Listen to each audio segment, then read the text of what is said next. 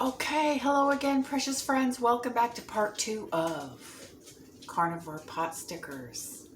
And I'm going to presume that you watched number 1, and you know that the dough was resting in the refrigerator till it's nice and cold. Here we have it. This is actually a different one that I made the other day so that I would have it ready.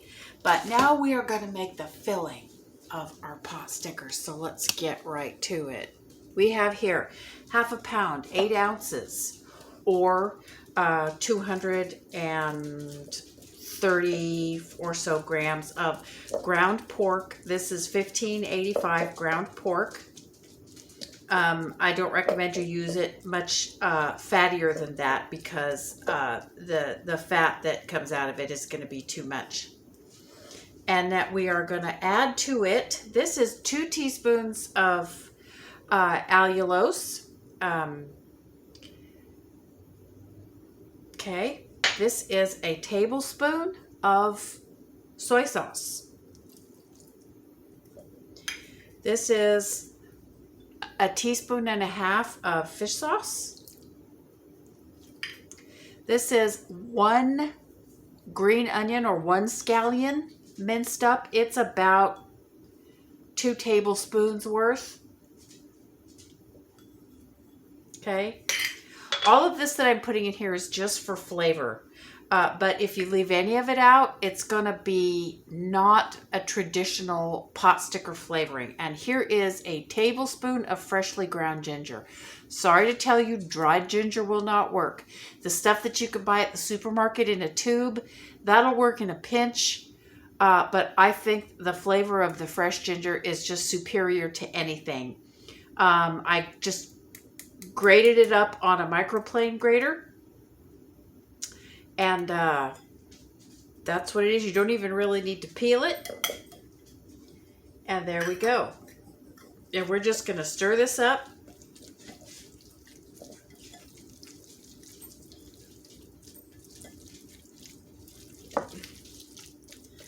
And this is, oh, I love the smell of this. The ginger and the soy sauce. Fish sauce is not traditional, but oyster sauce is a traditional seasoning for these particular dumplings.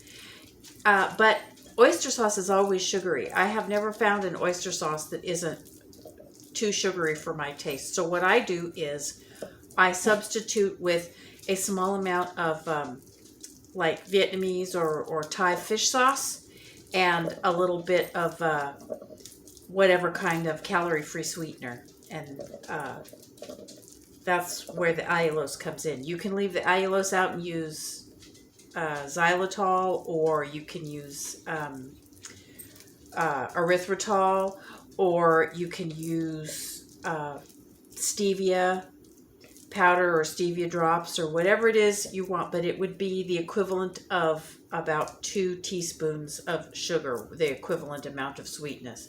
Okay, there's our filling. That's it.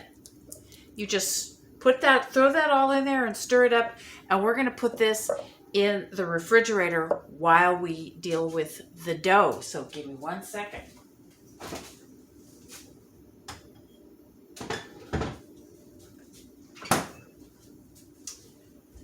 Now, here is where our parchment paper comes in. We're going to need a sheet of parchment, our parchment paper, and our rolling pin. Going to need a sheet for the bottom and a sheet for the top, because we're going to roll this out like cookie dough, and we're going to use a I don't have a cookie cutter of the right size, so I'm going to use a vessel. I'm going to use this little bowl to mark my circles and then use this knife to cut them out. But if you have the right size cookie cutter, you can definitely use that. So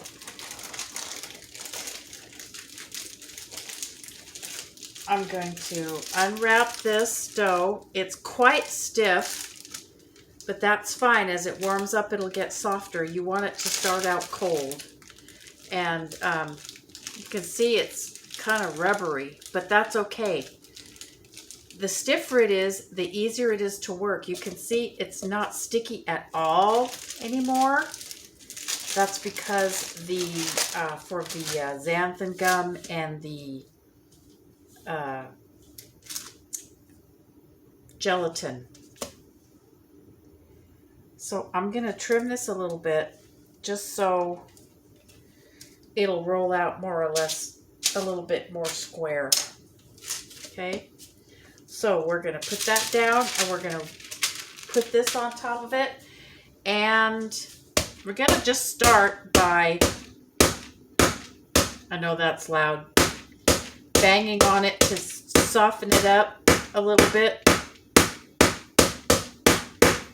You can let this sit out a little bit to start to warm up.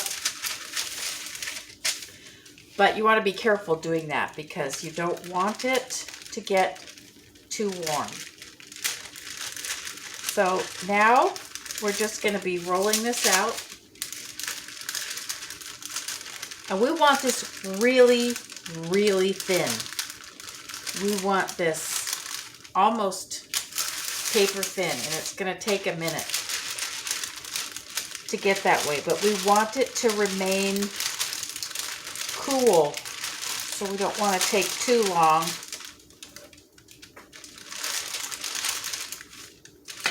I don't know where that little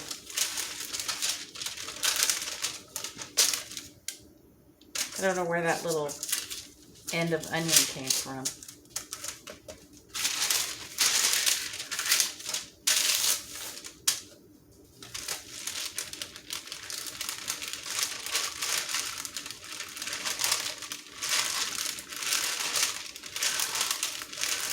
And while we're rolling,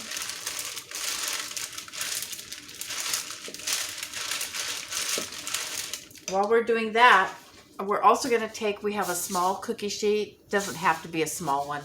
It's just that's the convenient size. I'm going to put this in the refrigerator to get it cold so that when we start cutting out our circles, we can put them on the cold cookie sheet, and it'll keep them at a good texture.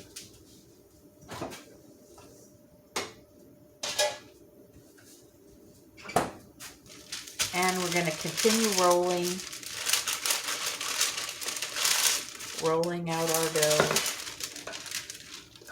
You may have to straighten up the parchment every now and then because it'll bunch up.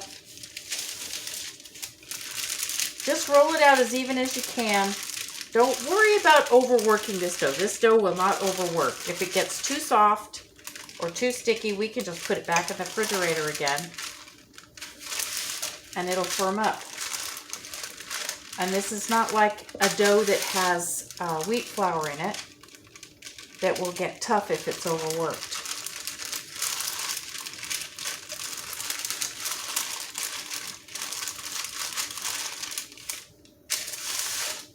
So we're going to roll it one way and roll it the other. I don't recommend you roll off the edge of, I don't know if you can see the edge of it right here. Roll right up to the edge, but not off of the edge. Because if you roll all the way off the edge, you end up getting this really super paper thin broken edges. So you want to roll right up to the edge and then stop. And then roll back right up to the edge and then stop. And then turn it sideways. And then roll right up to the edge and stop. And then back right up to the edge and stop. You can see.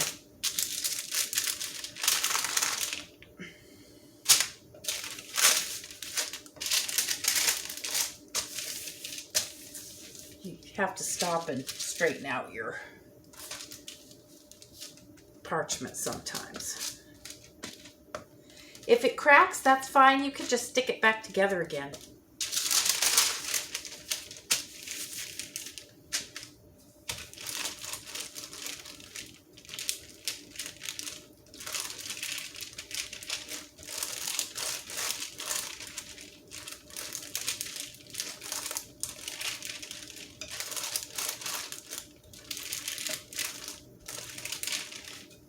Now I realize this is a lot of effort, and I can understand why people wouldn't necessarily want to take all this effort to make this.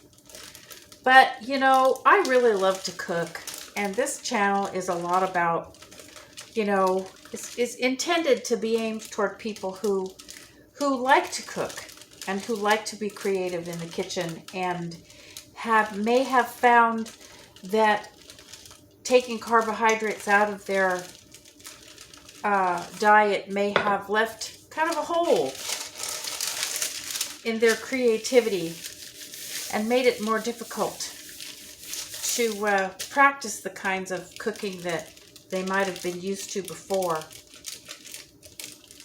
So I'm hoping that these can, oops, sorry, but didn't mean to bump the camera. I'm hoping that these recipes can help people who enjoy cooking. But, you know, eating a carnivore diet, if all you're doing is frying up a burger or scrambling some eggs or grilling a steak, I mean, that leaves a little bit of a hole in your creative fulfillment. I know, at least I know it does me, and I really enjoy, you know, kind of solving these problems and creating things. I was always the person who would spend all day long making a special meal for friends or family. I was always the one who cooked Thanksgiving dinner, you know, before I moved away from my family to the South.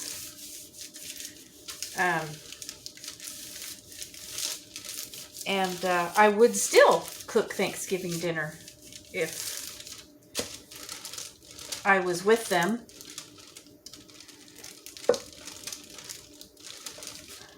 But we're almost done here. This is almost thin enough. And I'll show you how thin it is when I get it finished getting it rolled out here.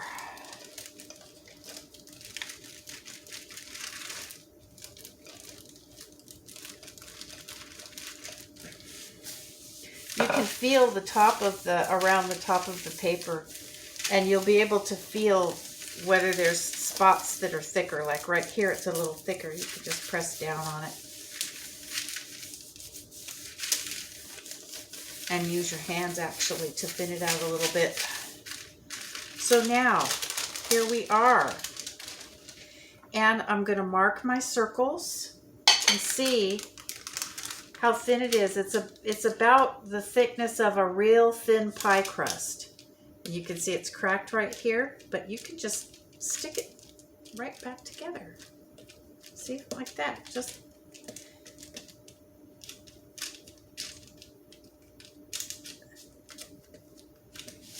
sticks right back together. Okay, now I'm going to mark some circles.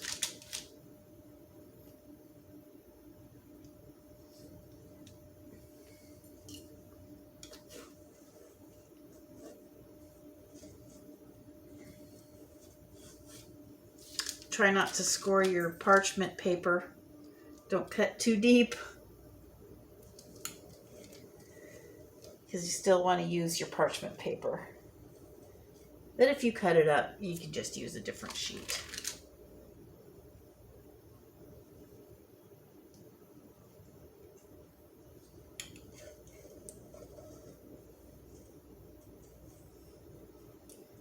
Yeah, this isn't even 1/8 of an inch thick.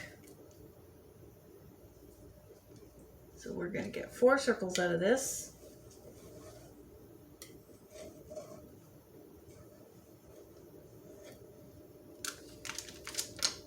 Okay.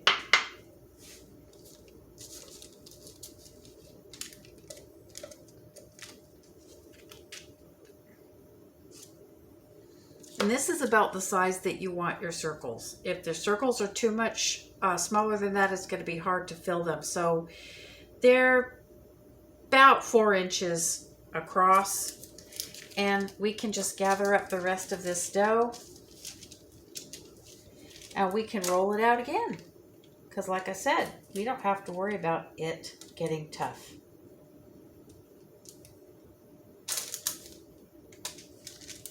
This one is a little cracked. I'm going to try and pinch it back together. There. Let me grab my sheet.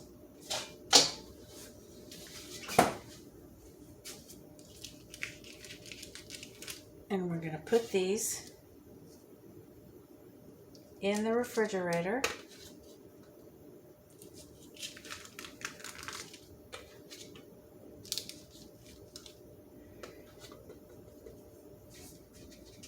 And see, just like this, and I'm going to cover them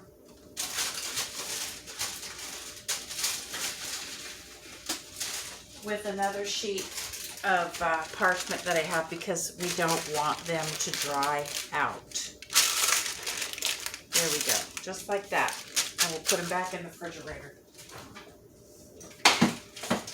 while we roll out the next batch of dough. So basically that's how the dough goes. I'm going to finish rolling out the dough and cutting my circles. And I'm going to put the video on pause while I do that, because now that you've seen how it's done, you don't need to watch me cut out every single one of them. That's going to take too long. So I'm going to pause the video and I will be back with you as soon as I'm done cutting the dough. All right, I've got all my dough rounds rolled out.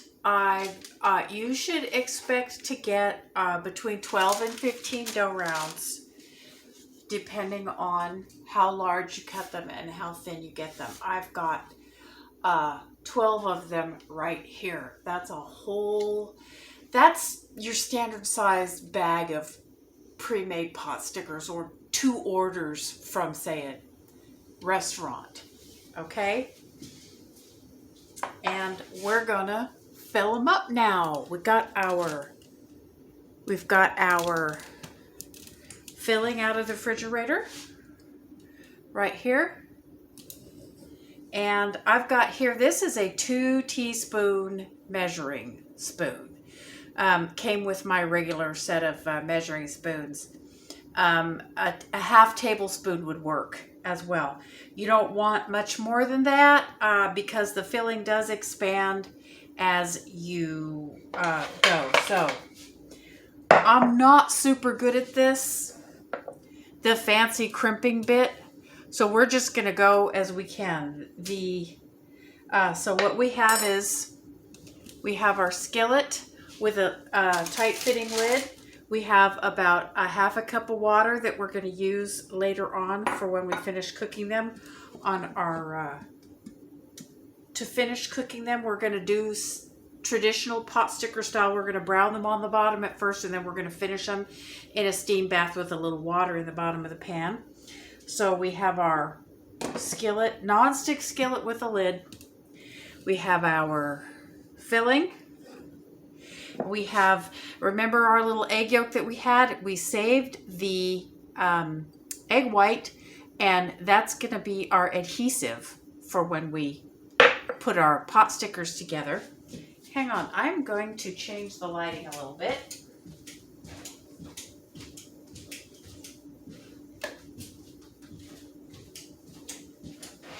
It's gotten a little bit later in the day, and the ambient lighting is just not quite enough. And we have our dough rounds on a cold cookie sheet. If they get too warm, you can just pop them right back in the refrigerator. So what we're going to do is we're going to take one of our dough rounds, just like this, and we're going to take and run our little wet finger in the egg white all the way around the outside edge of the circle, just like that. And then we're going to take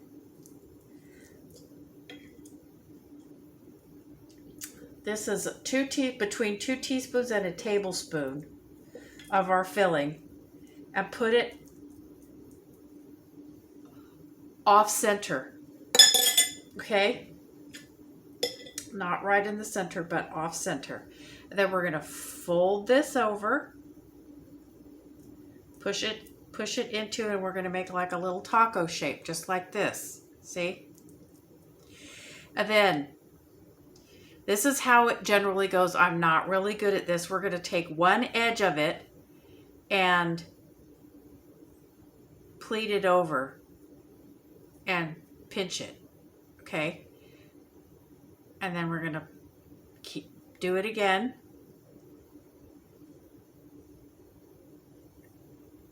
Pinch. Pleat it over. And pinch. If the dough cracks a little bit, that's okay. Just stick it back together until you get all the way over. And the last one, you just kind of pleat it up and pinch it. And it should be just, this is the shape that you want to look for. It should be like kind of flat on the bottom and crescent shaped on the top. If you can't manage to do it, don't worry about it. Just squeeze it together any way you can. You can also, if you have one of those little fold over plastic dumpling makers, yeah, you could feel free to do that too. Let's do that again. We'll do it just the ordinary, unfancy way this time. Your spoonful of dough. I like to loosen it from the measuring spoon before. Okay, put it slightly off center.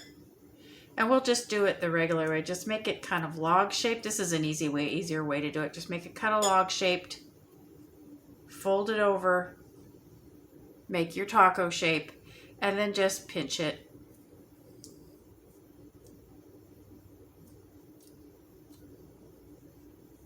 Just pinch it closed.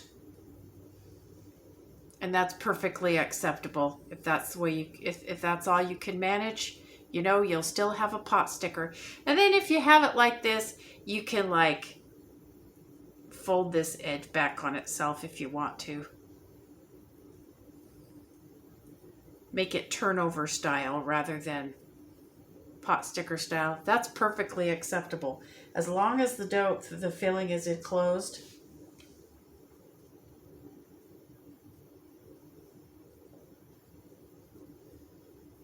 Let's do another one.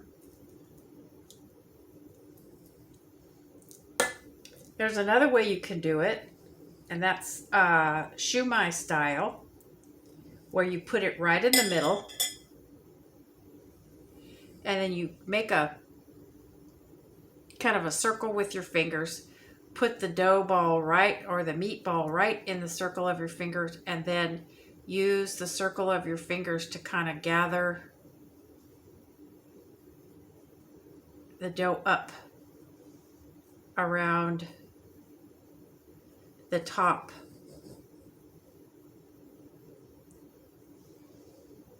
And you can do it this way too. And you can just brown the little bottom of it.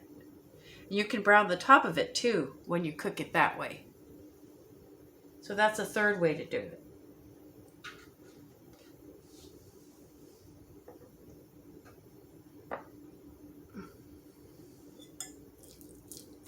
I'm gonna try the fancy way one more time.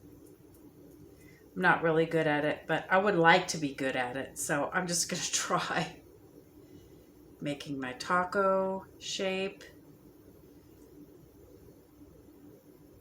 and then start here, pleat and pinch, tuck that back down in there, pleat and pinch,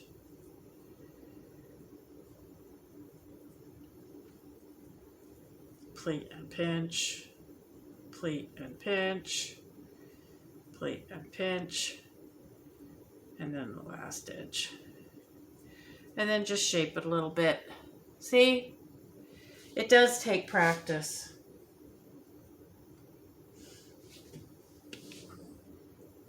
I'm going to do one more. The ordinary, simple, plebeian way. the turnover way rather than the pot sticker way to just show it to you. Fold it over and just pinch.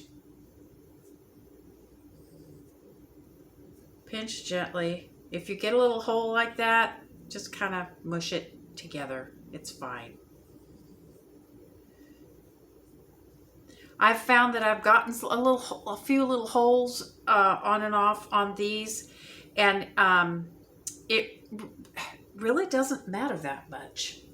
So I'm gonna finish the rest of these, and I'll join you back in just a minute to do the cooking. Okay, we're back. All of our dumplings are shaped. As I said, a couple of them have a little cracks or a few little holes in them, but I haven't found that is significant for the cooking of them. So we're going to get right to the cooking of them. We have our nonstick skillet with a lid. The lid's back there. With a well-fitting lid. We have it heated up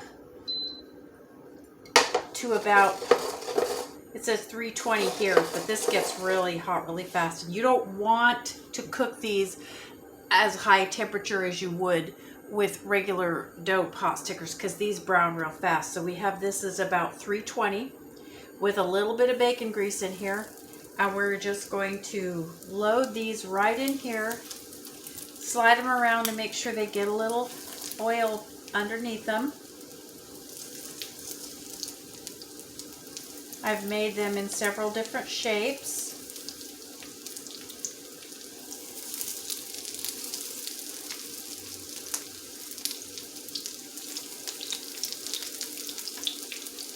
Some turnover shaped ones, some pot sticker shaped ones, and some shumai shaped ones.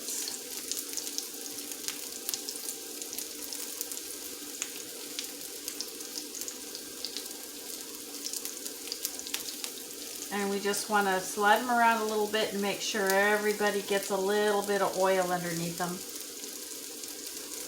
And we're just going to give them a moment to get brown, and it's not going to take very long. You see, I just put this one down in here and it's already starting to brown.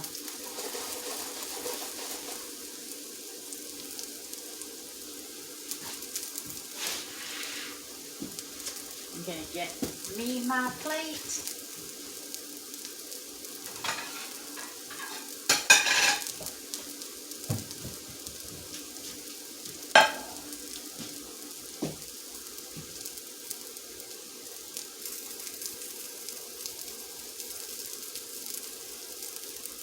See, oh yeah, they're brown already.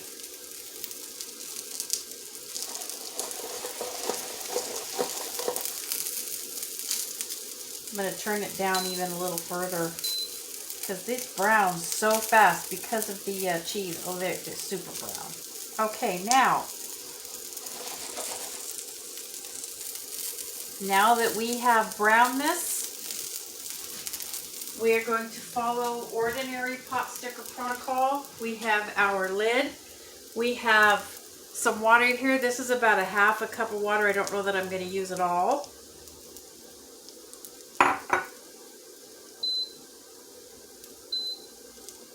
And I'm going to just pour it in. I guess I've poured in about 2 ounces and cover it. And then lower the heat. Just so it's a simmer. And that's going to take about 5 minutes. And in the meantime, I will explain to you pot sticker sauce. This is a traditionally flavored pot sticker dipping sauce. And I have made it out of 2 tablespoons of rice vinegar. Can be rice vinegar or rice wine vinegar. Either one, it doesn't matter. 2 tablespoons of soy sauce. And actually there's about a 1/4 teaspoon of freshly crushed garlic in here. I just grated about a 1/4 teaspoon on my microplane grater and dumped it in here, and also a teaspoon of toasted sesame oil. And on top of that, there is 2 teaspoons of allulose. It doesn't have to be allulose. Traditionally, pot sticker sauce is a little bit sweet. You can use whatever kind of sweetener that you like to use. I just use allulose, this particular brand of allulose, because it's really convenient and it measures like sugar, so I don't have to be concerned about whether or not I have the level of sweetness that I want. But you could use stevia drops, you could use sucralose, you could use erythritol, you could use xylitol, you could use whatever kind of calorie-free sweetener. And as it's only 2 teaspoons and you're not really getting that much sugar, if you don't do artificial sweeteners, you could also do a little bit of honey if that's worth it to you. Okay, if that's how you roll. Because it's really not that much in the way of carbs once you've just, the sauce is so liquid. There's so little of it. And this whole recipe, if you put 2 teaspoons of honey, that would be like 10 grams of carbs, and you'd probably only get maybe 2 grams of carbs. If you ate a whole order of pot stickers, 6 pot stickers, say, dipped in this, you might get 2 or 3 grams of carbs if you used honey. So you can roll however you want to with that one, however it's worth it to you. So we're looking at this, and it is starting to look real close to done. If you'll recall, the meat inside was not cooked, so we need this to simmer long enough for our pork filling to get cooked through. And they're probably going to cook almost just about long enough for the water to dry out. So we put 2 ounces of water in here, and by the time the water is evaporated, that is going to be pretty much done. However, because it's pork, and you really probably don't want to be eating underdone commercial pork, just for safety's sake, I've got my thermometer, and we're just going to temp it just to make sure. But you could probably tell just by feeling the firmness of the meat inside whether it's done or not. So we're probably at about the 3-minute mark here for the simmering. I can tell that the dough is done. The water is almost evaporated.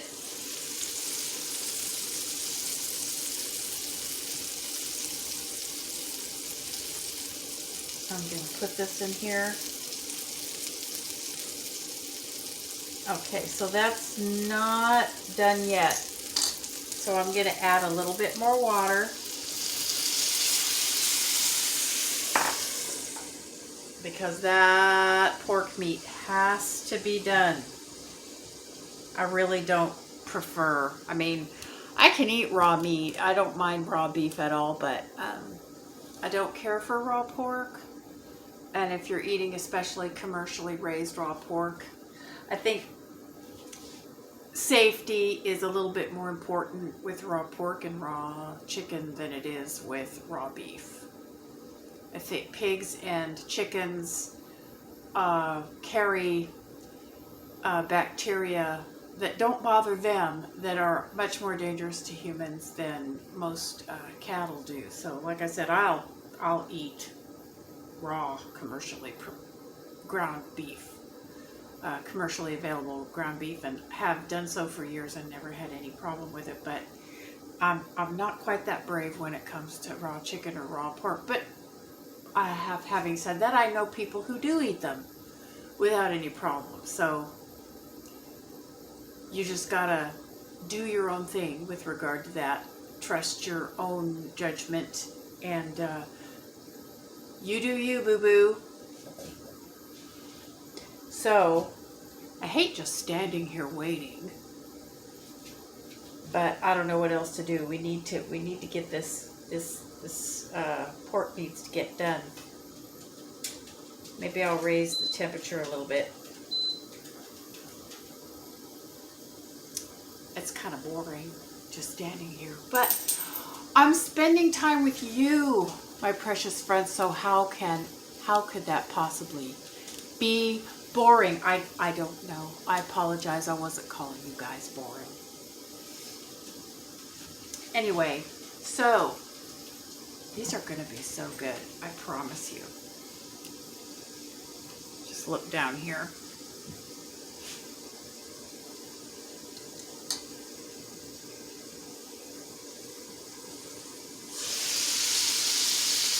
I'm going to try temping this one more time.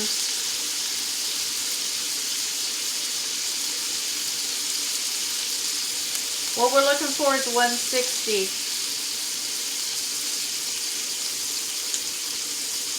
We're getting close. There's 150.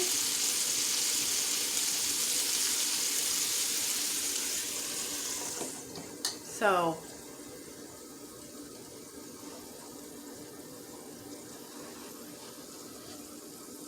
we're getting there.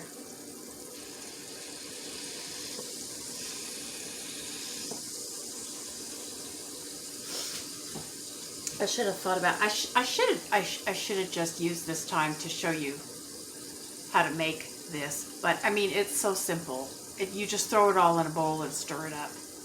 Once again, 2 tablespoons of soy sauce, 2 tablespoons of rice vinegar, a tablespoon of water, a quarter of a teaspoon or so of finely minced garlic, and a teaspoon of toasted sesame oil. You just throw it in the bowl and stir it up.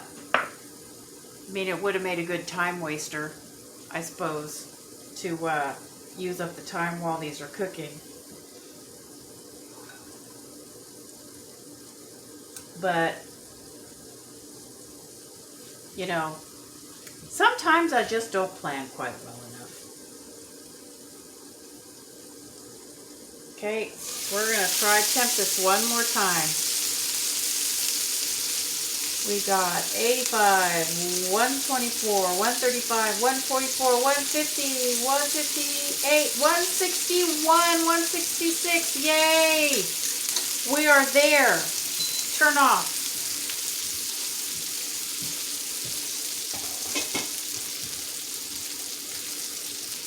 Let me get my tongs.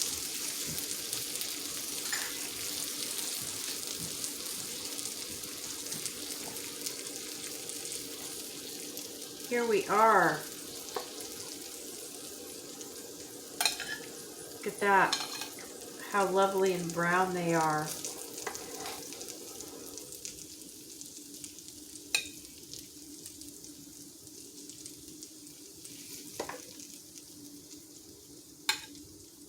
Traditionally served on their sides to show the brown.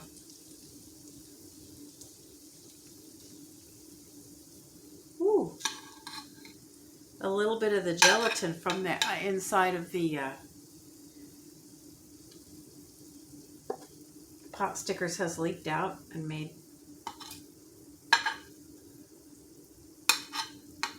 turn over. Oh well, it's not going to turn over and I'm not going to fight with it.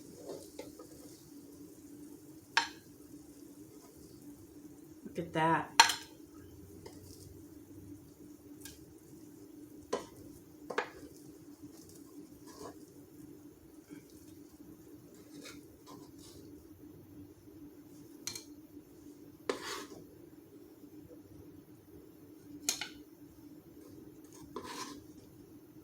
Look at that. I'm not really that much brown, but that's okay. Whoops. Depends on what part of the pan they were sitting in. All right, friends. Here we are, our plate of delicious Asian style dumplings with a carnivore dough. And now comes the wonderful moment that we get to taste it. Oh goodness, my mouth is watering. The smell of the ginger inside the dumplings and the sesame oil, it just brings back so many memories of Chinese restaurants in the city where I grew up, or in the East Bay of the San Francisco Bay where I grew up. And here we go. Here we go. Look at that. Look at that. It's a dumpling. It's what I like to do is just bite the very end off. So there's a little hole so that the sauce can go inside.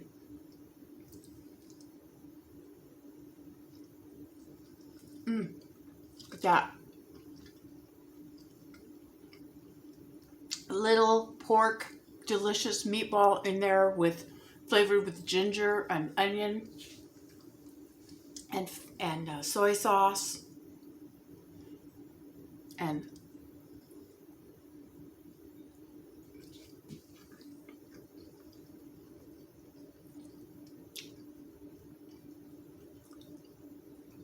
you know, we went over in the chow mein video with the fake noodles how I will never be haunted by the siren song of the Chinese buffet again. And I won't, because I have this now. Everything that I love about pot stickers is right here. And you could do this shaped one, the shumai shaped one, with a shrimp filling, which is more traditional for shumai. But that would have been too long of a video. Maybe I'll do that one another time. But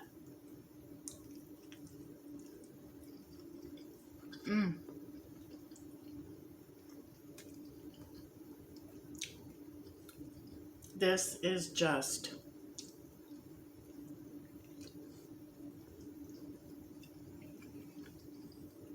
so heavenly delicious. If you like Asian food, I do like pot stickers. I really hope you will try this because I think it's going to make you happy.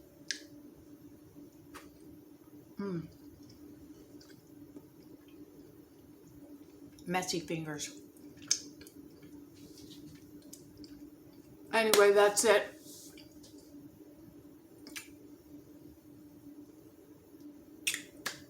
I hope you found this useful. I hope you're going to try it. And please let me know if you do and how it went. If you have any issues, put them in the comments. I'll see what I can do about resolving them. But for now, this is it. I love you all, and I wish you continued good health, peace, love, and meat. Bye-bye.